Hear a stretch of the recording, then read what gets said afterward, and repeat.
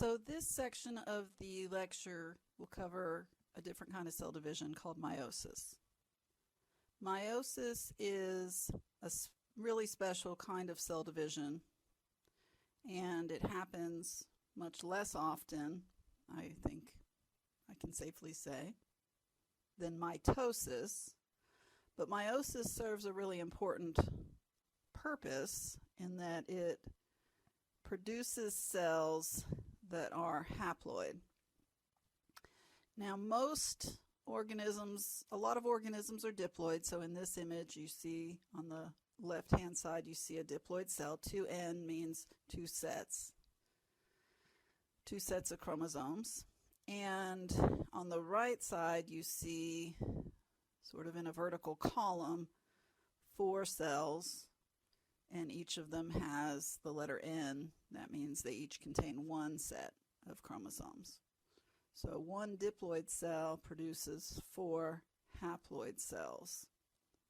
What's also true is that there is a round of DNA replication preceding meiosis I on the left. So the chromosomes in meiosis I start off in the dyad form, and by the time we get to the very end of the process in meiosis II, you can see that the product cells all have monad form chromosomes. But that doesn't affect the ploidy. So a diploid cell beginning meiosis I produces 4 haploid cells at the end of meiosis II.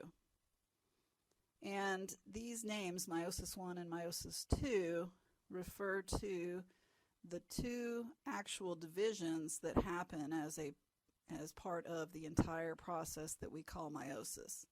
So meiosis I is the first division, then immediately those cells go into a meiosis II.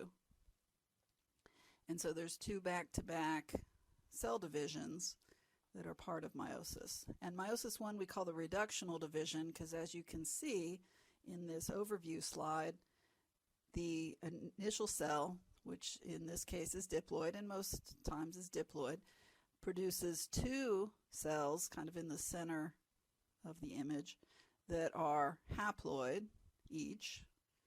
But those haploid cells still have dyad chromosomes, and so in the second division, a cell with dyad chromosomes produces 2 cells just like it, but with monad chromosomes. So meiosis I is the reductional division because from the beginning to the end of meiosis I, if you compare one beginning cell to one of the product cells of just meiosis I, you have a reduction from diploid to haploid, in this case monoploid. And in meiosis II, we call this the equational division because you start in meiosis II, you start with a haploid cell and you end with, for that one haploid cell, it produces 2 haploid cells. So that's equal in ploidy, start to finish. So you can see that in meiosis I, the ploidy changes, but not the form of the chromosomes. They start off as dyads, they end as dyads, but the ploidy of the cell is reduced by half.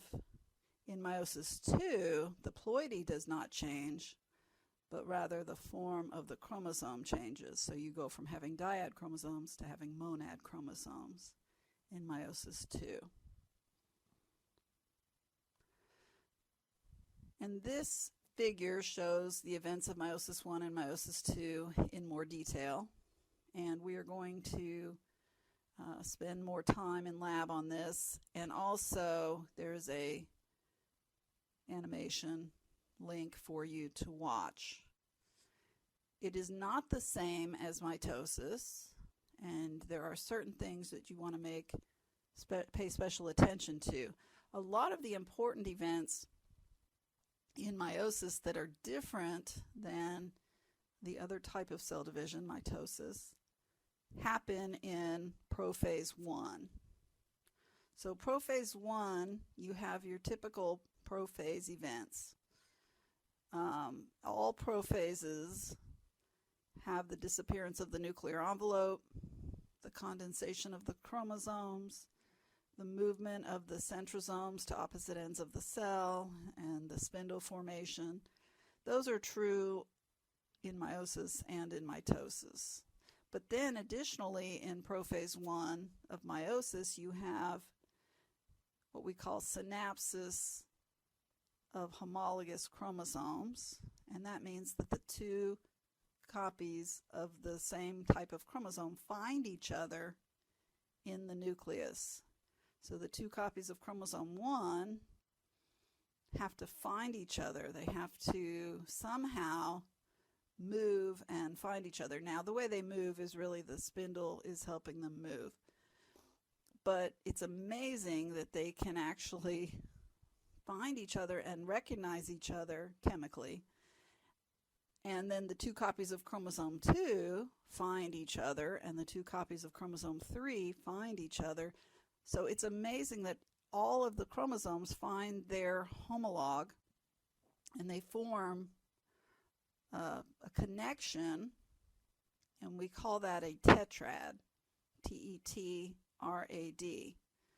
And that word refers to the 4 chromatids that are in a homologous pair when it is synapse. Synapse means closely associated or touching.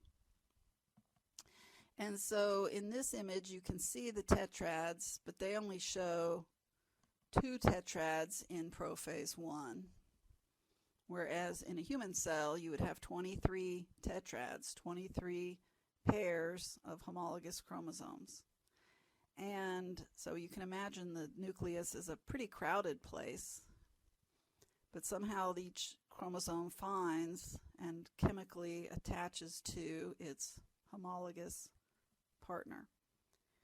And at this point you have something called crossing over. And crossing over is defined as the exchange of equal corresponding segments. So it's a breakage and exchange of equal corresponding segments between homologous chromosomes, not between sister chromatids. So it's between chromatids in a homologous pair that are not sisters. And the effects of that we will explore a little bit. But after the crossing over has happened, then the tetrads move to the metaphase plate. But notice that the metaphase plate, this dotted line here in meiosis I, is really delineating the space between the 2 homologous chromosomes. And that marks where the split is going to happen when the spindle fibers pull apart, because the spindle fiber is attached to, in this example, the blue chromosome, and then this other spindle from the other side is attached to the red chromosome. So when those contract, when those spindles contract to either side of the cell, it pulls apart the 2 homologous chromosomes. So the homologous chromosomes will be separated from each other. The sister chromatids remain together for each dyad. And then in telophase, you have the typical telophase events, which is reformation of the nuclear envelope that happens around each newly forming nucleus. And you also have cytokinesis, separation of the cells in terms of the cell membrane, and if it's a plant cell, cell wall. Then each of those 2 product cells of meiosis I will move immediately into meiosis II. Meiosis II is a little more reminiscent of mitosis. You start with a cell that has now, in most cases, 1 set of chromosomes. So 2 cells, but each of them only has 1 set of chromosomes now. The chromosomes line up individually at the metaphase plate. Now in this image, there's no importance to the fact that they drew the metaphase plate on the horizontal. I think they're just trying to visually distinguish it from the first metaphase, metaphase I, which they drew on the vertical. There really isn't, you can draw it any way you like, but this metaphase plate, the dotted line runs through each dyad, and that marks where the split is going to happen, such that when the spindle is attached to the dyads, one spindle fiber is attached to a sister chromatid, and the other spindle fiber is attached to the other sister chromatid of the same dyad. And so when the spindle contracts, it's going to pull apart the sister chromatids, which didn't happen in meiosis I. But in meiosis II, the sister chromatids are pulled apart for each of the dyads. And then you have telophase and cytokinesis, and you end up with the product cells here. So you can see in this diagram, we started with a cell in meiosis I that had 4 chromosomes, 2 large and 2 small. And you end up with each cell at the end of telophase II has 1 large and 1 small. And those chromosomes are in the monad form. But you start with a diploid cell, you end up with a haploid cell. It's a very simplistic drawing. In humans, you'd have 23 pairs when you started meiosis I, and when you end telophase II, you'd have 23 individual monad chromosomes in each product cell.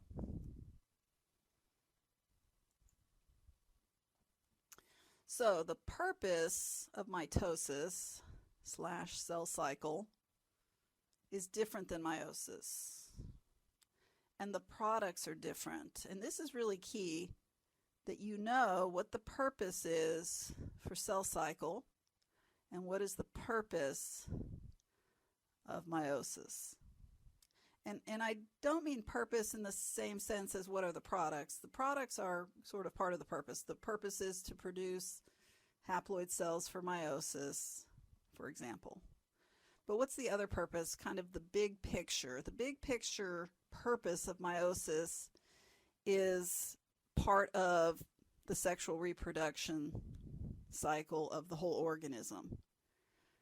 By having each individual producing gametes that are haploid, then the fusion of gametes from 2 different parents reforms the next diploid offspring.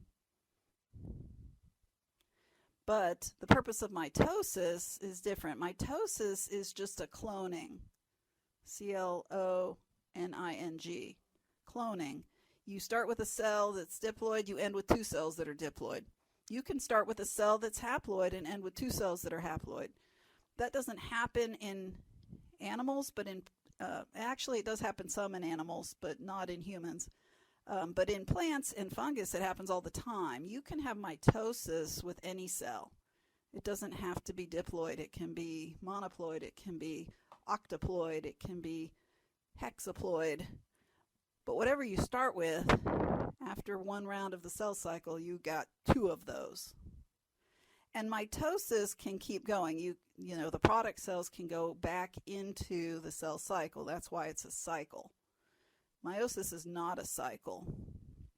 Once the cells have gone through the 2 divisions, that's it. They're done with that type of division, at least for that life cycle of that organism. So mitosis is just a cloning. It's just making more cells of the same, genetically the same. Meiosis is to produce haploid cells, which functions as a part of sexual reproduction. Now, there are several events in meiosis that do not occur in mitosis, and it's important that you can put your finger on those. So what are the critical events of meiosis? And I give you a hint, meiosis I. And when do they happen? The real critical events are, first of all, the synapsis and crossing over of homologous chromosomes in prophase I, and the other would be the way the chromosomes line up in metaphase I as tetrads rather than as individual dyads. And that's key, first to create genetic variation, and also to make sure that the cells that end haploid have one copy of every different type of chromosome. So what is genetic variation? I'm going to address this in the next lecture segment.